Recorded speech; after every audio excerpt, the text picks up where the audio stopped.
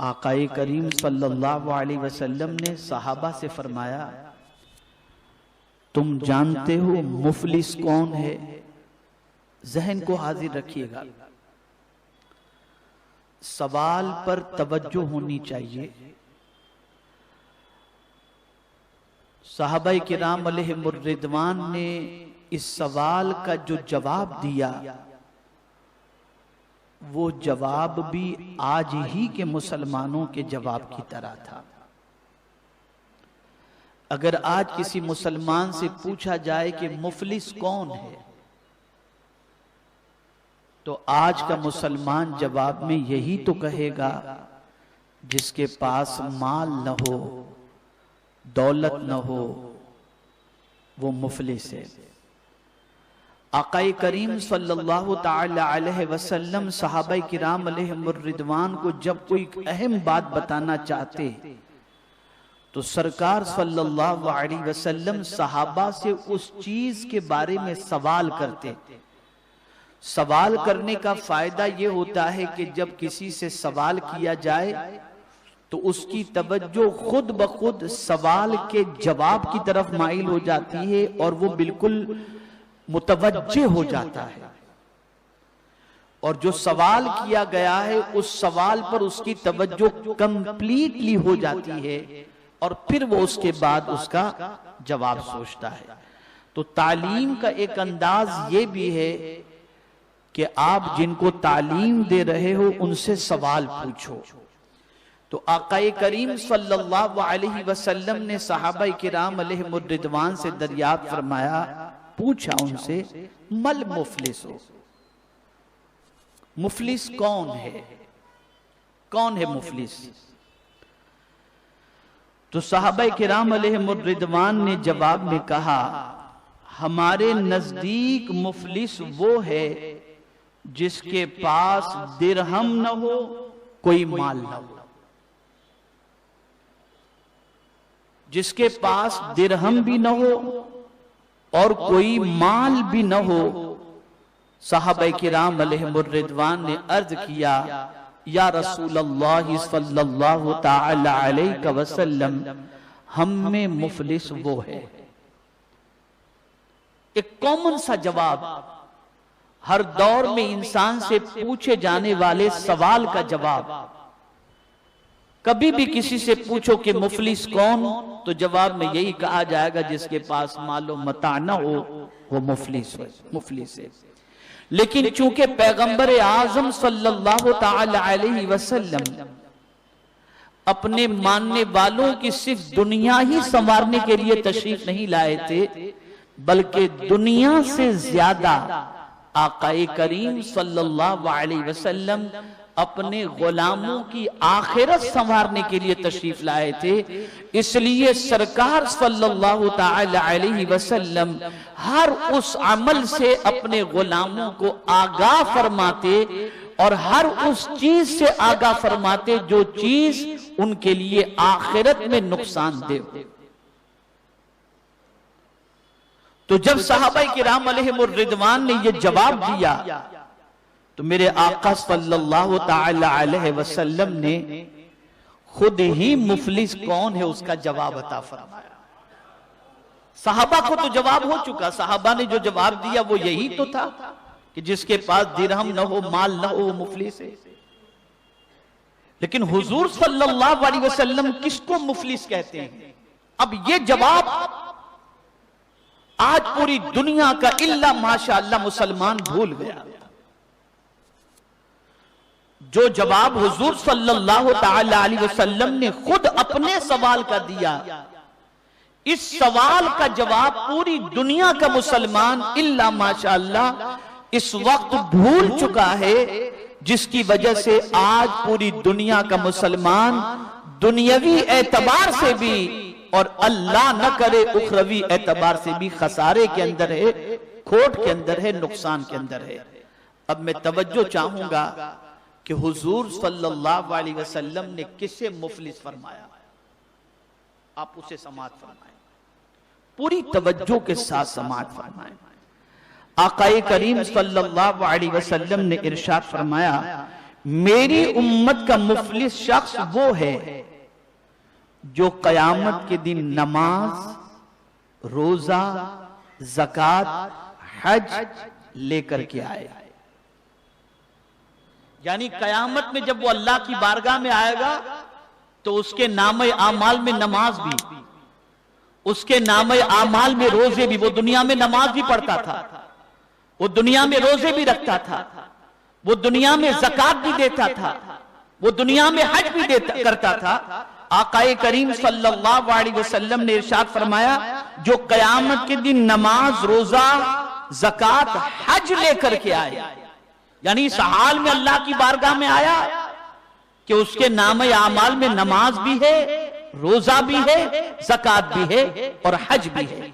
अब इतनी सारी नेकियां लेकर के आया, अरकान इस्लाम पर अमल करते हुए आया।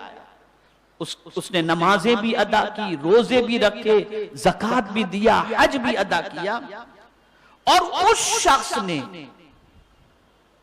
जिसने नमाज पढ़ी, रोजा रखा, हज किया, ज़कात दिया, अब वो नमाज पढ़ने वाला, रोजा रखने वाला, हज करने वाला, ज़कात देने वाला, उस शख्स के नामे आमाल में चंद गुना ऐसे हैं।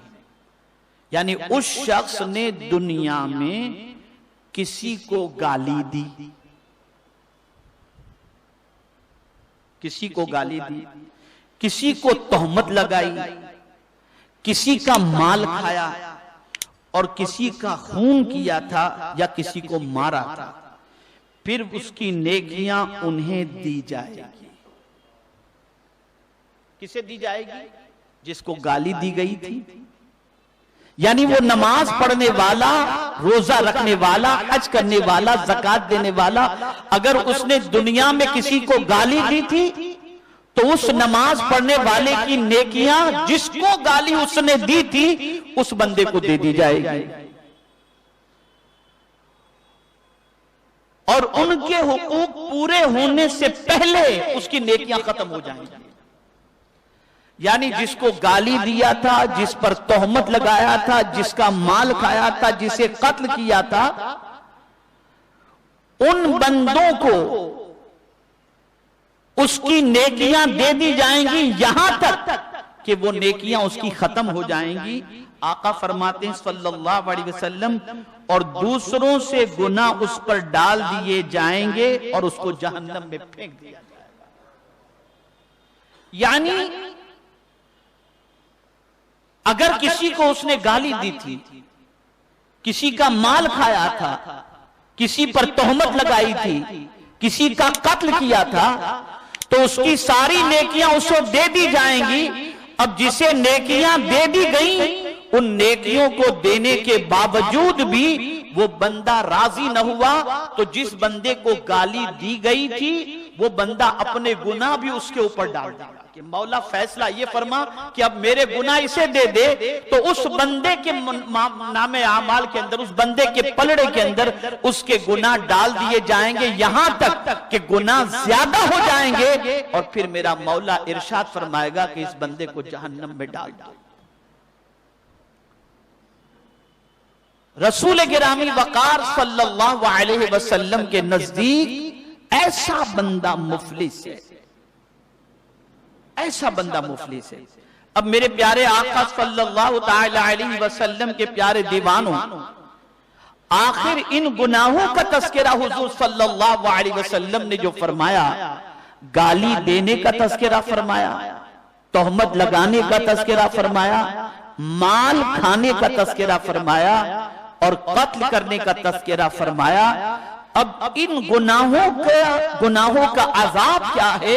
और आकाए करीम सल्लल्लाहु अलैहि वसल्लम ने किसी को गाली देना ये कितना बड़ा गुनाह फरमाया है और इसकी क्या वईद हुजूर सल्लल्लाहु अलैहि वसल्लम ने फरमाई है, उसे आप समाअत फरमाएं ताकि आप महसूस कर सकें कि आज हमारा मुआशरा जो गाली से सुबह करता है और गाली से रात करता है, इस मुआशरे के अंदर बसने वाले मुसलमानों का अंजाम हुजूर के नजदीक क्या है और अल्लाह के नजदीक क्या है। आकाए करीम सल्लल्लाहु ताला अलैहि वसल्लम ने इरशाद फरमाया, दो गाली गलोच करने वालों ने जो कुछ एक दूसरे को कहा उसका गुनाह इब्तिदा करने वाले पर है, जब तक के मजलूम ज्यादती न करे। दो लोग जो एक दूसरे को गाली देते हैं, इसमें जिसने गाली की इब्तिदा की होगी गाली देने की, उसका गुनाह उसके ऊपर है। यानी अगर दूसरे ने जवाब में गाली दी तो जवाब में जिसने गाली दी है उसको तो गुनाह मिलेगा, लेकिन उस पहल करने वाले को अल्लाह अज़्ज़ व जल्ल ज्यादा सजा अता फरमाएगा और गुनाह सबसे ज्यादा उसके नाम आमाल के अंदर लिखा जाएगा। मेरे प्यारे आका सल्लल्लाहु अलैहि वसल्लम के प्यारे दीवानों, इस हदीस को हमेशा के लिए ज़हन में महफूज कर लो, इसे कभी भी जिंदगी में मत भूलना। रसूल गिरामी वकार सल्लल्लाहु ताला अलैहि वसल्लम के नाइबीन, सलहाए उम्मत और मोमिनीन के हुकूक को बयान करने वाले इस हदीस को अक्सर बयान करते हैं। इसे भी आप हमेशा के लिए जहन में रखें। रसूल गिरामी वकार सल्लल्लाहु अलैहि वसल्लम ने फरमाया, सिबाबुल मुस्लिम फुसूकुन व क़ितालुहु कुफ्र। मुसलमान को गाली देना अल्लाह व रसूल जल्ल जलालुहु व सल्लल्लाहु अलैहि वसल्लम की नाफरमानी है और उसे कत्ल करना कुफ्र है। मुसलमान को गाली देना, यूं किसी को भी गाली आप नहीं दे सकते, लेकिन अगर किसी ने किसी मुसलमान को गाली दी तो यह अल्लाह और उसके रसूल की नाफरमानी है। और यहां मुझे एक हदीस शरीफ का मफहूम याद आ रहा है। बहुत सारे लोग इस हदीस को जहन में नहीं रखते या इसके मफहूम को जहन में नहीं रखते और नावाकिफियत की बुनियाद पर आज बहुत सारे कारोबारी लोग अपने मुलाजिमीन के हवाले से ये कहते हैं कि मौलाना जब तक कि इसको गाली न दो इसकी समझ में बात ही नहीं आती, गाली के बगैर काम नहीं चलता। लेकिन फरमाया गया जब कोई बंदे मोमिन गाली बकता है तो वो अल्लाह की नजरों से गिर जाता है। अब आप मुझे बताइए, जो अल्लाह की नजरों से गिर जाए उसे कौन उठा सकता है? उसे कौन उठा सकता है? आज मुस्लिम मोहल्लों का हाल देखिए, मुस्लिम बच्चों का हाल देखिए, मुस्लिम नौजवानों का हाल देखिए, तो आपको ये चीज मिलेगी कि जहां कसरत से मुसलमान रहते हैं वहां के छोटे छोटे बच्चे भी मां बहन की गालियां बकते दिखाई देते हैं और घरों में भी आज झगड़े होते हैं तो एक दूसरे गाली गलोच के बगैर अपनी गुफ्तगू को न शुरू करते हैं न खत्म करते हैं। गाली बकना यह इतना बड़ा गुनाह है कि कल बरोज़े क़यामत जिसको गाली बकी गई उसके नाम आमाल के अंदर बंदे की नेकियों को मुंतकिल कर दिया जाएगा और बंदा कल बरोज़े क़यामत इस हाल में अल्लाह की बारगाह में आएगा कि वो मुफलिस होगा। आक़ाए करीम सल्लल्लाहु ताला अलैहि वसल्लम का मजीद इरशाद समाअत फरमाए, हज़रत अब्दुल्लाह इब्न अम्र रज़ियल्लाहु ताला अन्हुमा से मरफ़ूअन रिवायत है, फरमाते हैं कि मुसलमान को गाली देना खुद तबाही में, खुद को तबाही में डालने के करीब है। यानी अगर कोई शख्स किसी मुसलमान को गाली देता है तो वो अपने आप को तबाही में डाल देता है, बर्बाद कर देता है अपने आप। आज ये कहा जाता है बर्बादी के कुछ असबाब हैं, कुछ मामलात हैं कारोबारी ये, लेकिन आप हुजूर के इरशाद की रोशनी में समझें और उन खराबियों को तलाश करें और उन गुनाहों को तलाश करें जो हमारे मुआशरे में इस वक्त पनप रहे हैं और हमारे नौजवानों के मुंह के ऊपर वो लफ्ज हैं, वो अल्फाज हैं और वो गाली गलोच हैं। मेरे प्यारे आका सल्लल्लाहु ताला अलैहि वसल्लम के प्यारे दीवानों, हजरत अयाद बिन जमान रज़ियल्लाहु ताला अन्हु से रिवायत फरमाते हैं, मैंने अर्ज किया या नबी अल्लाह सल्लल्लाहु अलैहि वसल्लम, एक आदमी मुझे गालियां देता है हालांकि वो मुझसे कमजोर है। तवज्जो चाहूंगा, सरकार की बारगाह में वो साहबी अर्ज करते हैं, एक बंदा मुझे गाली देता है और ये गाली देने वाला मुझसे कमजोर है, अगर मैं उससे बदला ले लूं तो मुझ पर कोई गुनाह तो नहीं। मेरे आका सल्लल्लाहु अलैहि वसल्लम ने इरशाद फरमाया, एक दूसरे को गाली देने वाले दोनों आदमी शैतान हैं, आपस में बुरी बातें कहते हैं और एक दूसरे पर झूठी बहतान लगाते हैं।